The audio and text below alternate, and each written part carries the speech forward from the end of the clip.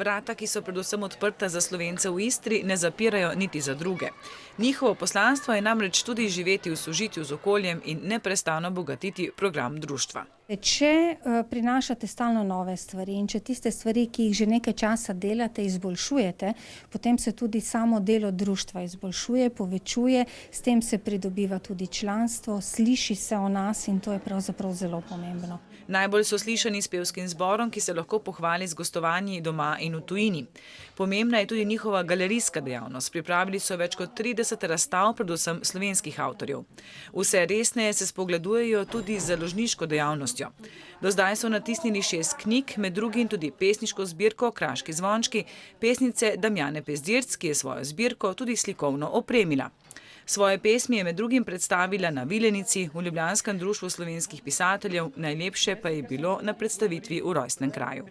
Drugače sem tudi svoje pesmi prečitala, takrat je bila moja mama prisotna, pa moja sestra in mi je bilo to zelo veliko pomenilo.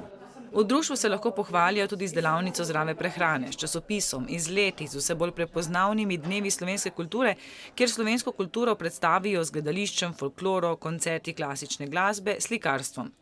15 članic pa je v slabih 5 mesecih izdelalo slovenske noše. Najtežje je bilo neke detalje delati, zato jaz sem delala solinarje in bilo je težko, kako napraviti klobuk. Pa ne le klobuk, obdelati je bilo treba tudi les za cokle in narediti lopato. Vendar z dobro voljo se naredi vse, zatrjujejo v društvu. In že kujejo načrte, kako bi v svoj program vključili še več mladih.